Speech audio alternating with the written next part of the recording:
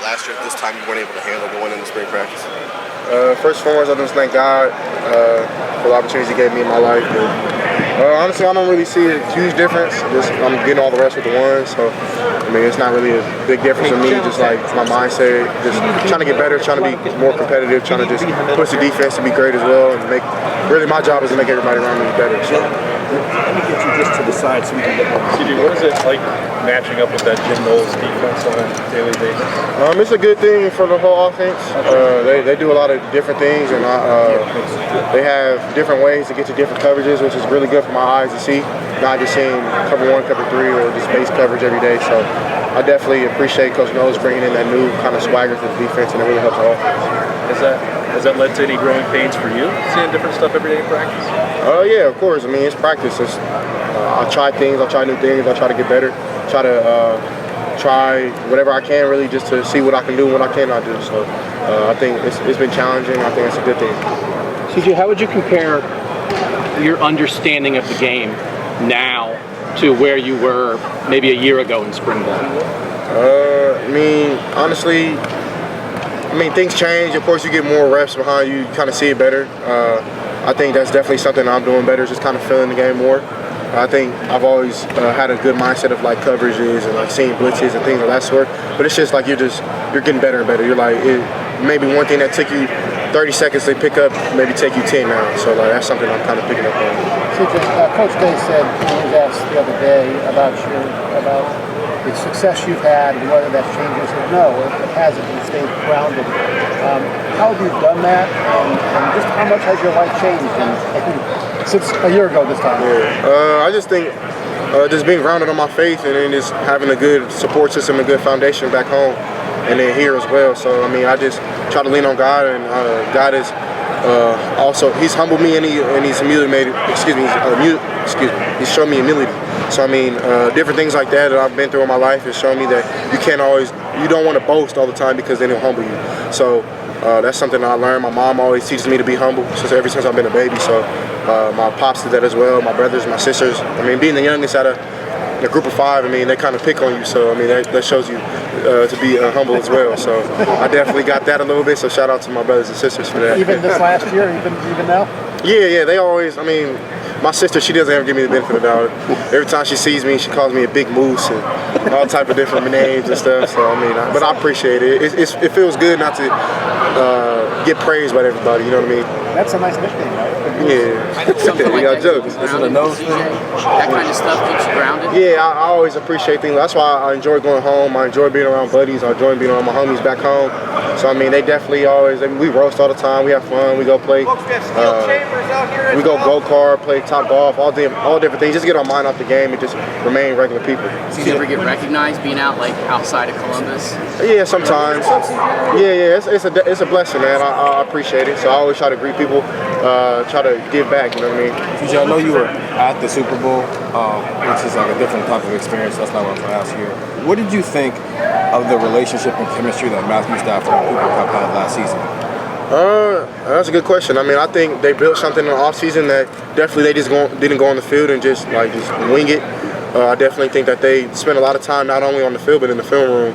So I mean, that's something that with this offense I want to do with my guys. Not only just I know everybody just talks about Jackson, but Jackson's gonna do his thing because that's who he is. And I just want to build that relationship with other guys as well. So that's something that I take the approach of, and I think that when you can think about things before you even doing it and just comes instinct, I think that's the best thing for the offense. What do you think about the chemistry between Joe Burrow and Jamar Chase? Another thing, I mean, they're definitely both of those tandems are great. I mean, you have all type of great tandems in the league, and those are people that you look up to. Like I look up to Joe a lot, even though I don't know him, but I look up to him in this game. How he carries himself, and then Jamar just a freaking athlete. He's a great player, great routes. Yeah. What makes you so? With young quarterbacks, typically a coach would maybe want to stay away from middle of the field throws because that's where you throw picks at. But that was something that you were very comfortable with from day one. Why are you so comfortable at such a young age throwing the ball over the middle of the field?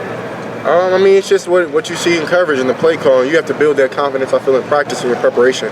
Watching film, I mean, a couple teams I know I can probably get away with it sometimes. I don't think I can, you know what I mean? So it's just being smart with the ball. I mean, I got to take care of the football so we can win the game. So I think that's something I built kind of as a kid. I mean, my high school coach was here. He was kind of talking to me about that. It's kind of just like, you just got to let it rip. I mean, have confidence. And that's something that I try to pride myself in, is trying to be confident in my throws. When you have that combined with how this offense works with the guy in the slot, when your slot is also your best weapon, I guess, like, what's on the table there when you have a quarterback who likes to throw the ball over the middle like that, and you've got a slot receiver like you have in Jackson? I mean, what kind of numbers can you kind of put up with that competition? I mean, whatever you put in the work for. I mean, I think Jackson does a great job of keeping defenses honest, and I think our other guys do as well. Like Julian would do that. Last year it was Chris. I think Garrett did that, and I think this year it'll be Marvin, Bab, and Mecca and dudes like that. So, and also JB. We have a whole bunch of guys that can stretch the field, so I mean, it just makes my job kind of easier. Of course, I have to be on my point and be accurate with the ball, but I mean, those guys just help me a lot. How are you attacking this offseason? Have you noticed HBCUs and, Eddie George, Coach Prime at Jackson State, and Notre Dame is scheduling Tennessee State next year, that they're getting more respect, profile, HBCUs? Yeah, I think HBCU schools have always had respect. I don't know if that was the reason why they weren't playing teams or not that are in the FBS, but I'm not sure. I mean, all that matters is that this is changing, you know what I mean? So I appreciate that happening. I appreciate the league speaking up on more minority coaches. I think that's amazing. I just think that when you have so many African-American players and minority players, that you kind of have to show respect to the older guys as well as the coaches who did it as a player. Now they can do it as a coach. So I talked to Eddie George about that a couple of days ago, and I'm actually trying to help him recruit a couple players from back home that I know of that just need opportunity, and he's doing a great job over at Tennessee State. Picked up Kayvon Pope, my guy, so I mean, I definitely appreciate what the black coaches are doing in the game. How would you feel like you're attacking this offseason differently from what you were going through last year? I'm not really attacking it different. Just trying to get better like I always do. Just trying to take one step at a time. Just lead my guys. My job is to make everybody around me better. So that's just my approach is. I realize that Kyle this year, obviously, as compared to last year, and how's your relationship with him maybe evolved as well? He's become much more mature. He knows the offense better. He's moving around the pocket more. He's getting a lot of more reps, just like being himself. I mean, I think your first year is kind of more so you're just trying to fill it out. And I think that's a good thing that he's done. And I think this year he's kind of just putting his foot down and being a leader and trying to help out with the offense to become better. You said it's not different, but do you see it is it different to see it as a veteran, though, having been through it before and kind of knowing what to expect, especially with a guy like Devin in the room, kind of experiencing everything for the first time?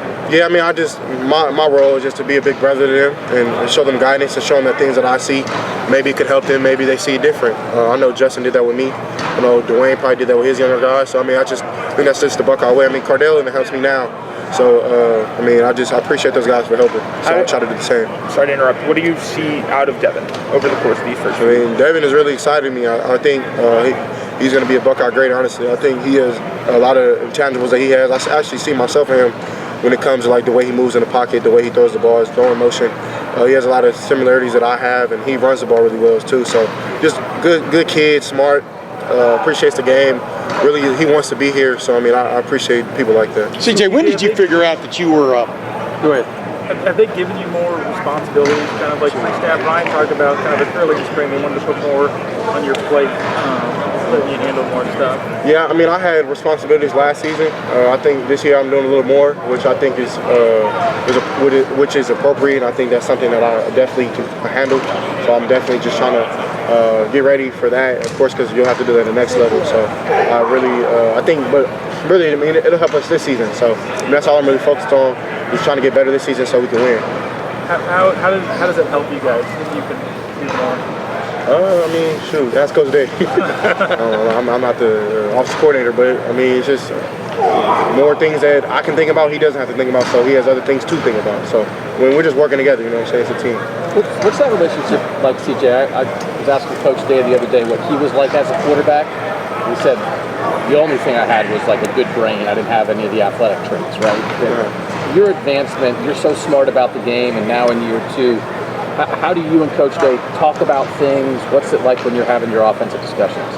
I mean, it's kind of something similar, but I think it's a little bit more mature. Like, he understands that I know the game, and I've been out there before, so I definitely feel like he's putting more on my plate. And then it feels good to know that somebody played the game, and they're coaching you to play it the right way. So I definitely appreciate him for trying to just help me out each and every day. So, and then, like, honestly, he doesn't really want me to do anything crazy, which I respect. You know what I'm saying? Like, maybe look like it's crazy on TV, but he really wants me to stay routine because that's what longevity is in a career. So just being consistent, taking the board and stuff, which I don't struggle at it, but I'm trying to excite myself, trying to get better, and I feel like myself having the mindset I have is just like making the hard throws and things like that. But honestly, I was watching this Peyton Manning thing the other day on YouTube, and it's just like it's taking the things there when you're not like when you don't want to. You want to take the shot, but it's just smart to take that. Or maybe take a you're 35, taking the 4 yard, making your player make the decision instead of trying to take the shot. You know what I'm saying? So just being mature as a player so the team can win. When did you figure out that you were comfortable with the chaos going on right in front of you as a quarterback? You were able to like watch things down the field despite all this other stuff going on. Talking about in the pocket? Yeah, in the pocket. I've always kind of had that. I'm gonna say I've always had that luxury. I would say because I mean, in high school, my O-line. If y'all watching, I love y'all. But they weren't always the best. You know what I'm saying? Like sometimes they would get through, so I'll have to make space, make room, and I think that prepared me as a young kid. So when I got to college, it wasn't anything like abnormal. Of course, my guys here are like out of this world, but sometimes I mean, like it's football. Sometimes you do get got. So I mean, I try to make those guys better, like they try to make me better. So that's just my job is making those guys right. See, yeah, but when you go to the line, when you get in the shotgun there or the pistol, whatever you want to call it, depth. What are you looking at before, during, and as a play develops? I mean, how do you get a pre-read on what do you think is happening? Well, my routine, first of all, I'd like to look at the roof, which are the safeties, 2 high, 1 high. A lot of teams are getting clever with just like holding it until the play. So I mean, if they're doing that, then I kind of just have to respect it.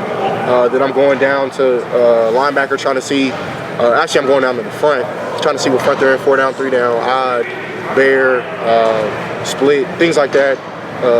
Split mugs, just trying to see what my if it's protection, what my tools are in that toolkit that I have, 60-50 protection. I'm trying to see who's telling, if it's zone or man, trying to see if there's pressure, zone fire, or if it's a man blitz. So I'm just trying to see different things like that so I can look through my reads, and post-snap, I'm confirming all that. So going back to the safeties, I don't really try to look at the line of scrimmage because I think that'll get you caught up trying to see that. So really seeing safety coverage and just trying to go from there. Like that pass you threw to Jackson on that slant where he took to the house the other day when we were getting to watch.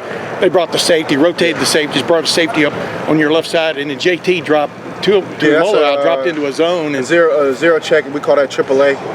Really what that is just they're going all out in the middle. So I mean they're blitzing all the A gaps. 2 linebackers are shooting A's, safeties shooting A. So then you have what a lot of smart defenses do, they'll drop the ends. So the ends become hole players. So basically I just have to navigate that. He got behind that, so I just have to lead him to shit. That's my job.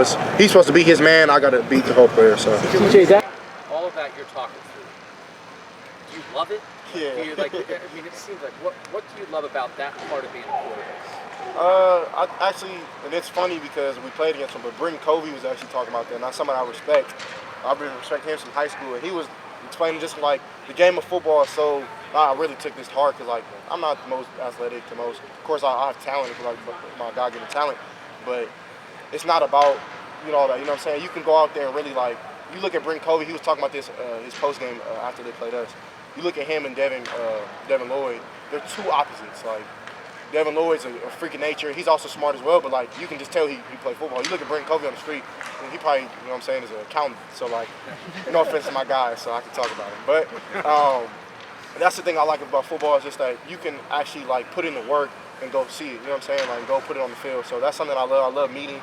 I love talking about this stuff. I love more so about like just the verbiage. Trying to get better. You know what I'm saying?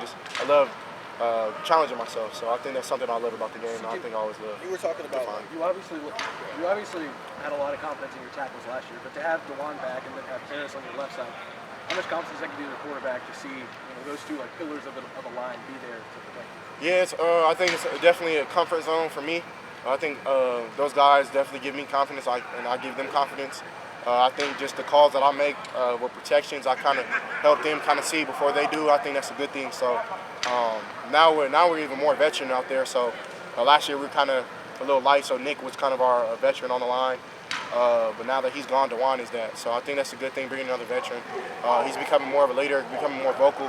So I think that's a good thing for us. You and Harris came in on the same together. What's your relationship like with him? How excited are you to have him protecting your blind side for the next year? Yeah, Paris was honestly one of the reasons I came to Ohio State. He was really hard on me, like not hard on me, but he was really heavy in my recruiting. Definitely was calling me, texting me every day. So I definitely appreciate him taking out the time to do that. And then when we got here, we were kind of always around each other. He's always helped me out off the field, on the field with my homework, anything. Like if I need a question with how to do algebra, he'll come up and he used to come up to my door and help me. Like so, I mean, just having that type of trust off the field when it's on the field is kind of natural. You were talking about how Couple more questions. smart to take shots and when it's just like good to see another day. Can you kind of tell pre-snap though when you know you're just going to take the shot? Like whether it was that throw to Marvin or throw to Jackson at the end of the game, you're going to go through your reach, but you know you're coming back to this no matter what. Yeah, I mean it's a coverage thing. I mean, like I explained with like the post and pre-snap, and sometimes I am like fucking on it, just throw it up to Julian Fleming, let him make a play because he's Julian Fleming. So excuse my language, I'm sorry. Said it now, man. But like, now they're man, bro. But I messed up too. My bad. It's not live. Yeah, it's all good. But no, like you have those type of players. I have Garrett Wilson out there, I have Chris Olave. Like, yeah, I'm gonna take that shot. You know what I'm saying? So it's definitely you have to. At the end of the day, Coach Day talks about this all the time. I talk about it. Being like when you draw up a piece of paper, you draw a line, you draw a slant. It's never done like that again, ever. So you just have to go there and play football. Like play with your instincts. Don't be out there second guess yourself. That's something I do. Was that dime you dropped on Jackson for the go-ahead touchdown in the Rose Bowl? Was that dime you dropped on Jack the right corner? Is that about as pure a pass as you can throw? I mean, We've actually worked on that throw the first day we got on campus. So we didn't throw it in the game all year. Never got the opportunity, and then I was kind of crazy. I honestly didn't believe it. I'm like, okay, we line up. I'm going through I'm thinking it's gonna be. They're like trying to show 2, but I think it's gonna be 3. And like the corner's looking at me, and I'm like, okay, there's no way he mans up on Marvin and leads a one-on-one island with Jax. I'm like, okay. And I snap the ball. I look out to him. He's like kind of like messing around, and then he like locks in. And I kind of like forgot about it. And then I went backside. I was like, oh shoot, he locked on. So I was like, oh damn, let me get this ball to Jackson as quick as I can. I just know with those type of throws, if you're gonna throw it late, you have to put it kind of in the perfect spot. And by the glory of God, I was able to do that. And Jackson made a hell of a catch. I think the catch was better than the throw. So You've worked on that since you got to campus, but you had never thrown it. In the game we before? we throw it in practice on time. Never got to throw it in the season. So I mean, I don't think Justin didn't even throw it last year. He might have. I'm not sure. But that was like the perfect scenario: cover one, move the safety type of thing. So Winning the Rose Bowl, how important was that to get momentum going into the season for you guys? I think it was definitely a great thing for our not only our offense but our defense as well. Just knowing that we have newness coming in and that we can actually do it. You know what I'm saying? So I think that gave our team confidence. I think that we were playing with a lot of young players and they stepped up to the plate. So now they feel the confidence that they can do it. So I think that's a great thing. When you and Jackson were with the second unit in 2020, were y'all doing stuff like that? Yeah, a little bit. Scout team is actually kind of fun for me. I mean, we weren't counting squad. I mean, scout was like 1 versus 2s, 1 defense for 2 offense. So we were kind of out there. Just coaches gave us the freedom to do things that we wanted, try things. So me and Jackson were out there balling. Julian was doing his thing. Bab was doing his thing. Some of those guys that went on did their thing. So I mean, I think that scout period is where you kind of like practice now in the spring. You kind of like find where you're good at individually. Coach, they got this place with Justin in year 2 and him understanding like why he calls certain play calls, not just not out there running. Has that started to click for you? For sure, yeah. I think something that's important. You got to understand why you're getting a play call and what they're thinking, so that you go out there and execute the play. Luke Whitmore was talking about how smart you are about the game. What's your relationship like with Luke now that you guys are in year 2 of quarterback in the center? Yeah, to me, Luke is honestly one of the smartest people I've ever been around. Sometimes a little too smart for his own good, but I think that's a good thing. I mean, he's always double checking, triple checking things, and I think that's a great thing. And then always either stamp what he calls originally or veto it and go another way. So I think that's something that we really build. We build a chemistry. I mean, me and him, Dewan, Paris, we used to go in the dorms and watch film on so we used to watch film all the time on just what we would do in the game situation we weren't even in. So I think that's something that we built confidence on early on. Have you like the coming on that people aren't paying attention to, maybe us in the media and stuff that you see coming on? I want to keep it. Give me one guy. I just want to keep it secret, but man, I'll give you 2. I'm gonna go Joe Royer. That dude is he's looking really good, and then Cam Babb is looking amazing. So now I'm so excited for him. I mean, I don't want. I'm gonna stop talking about it. How have you liked the new helmet you've been wearing? The new helmet, I liked it. I mean, I think it's new. I mean, it's kind of like it's odd looking, which I like. I mean, I'm not always looking to be normal. You know what I'm saying? So I think that's something I watch.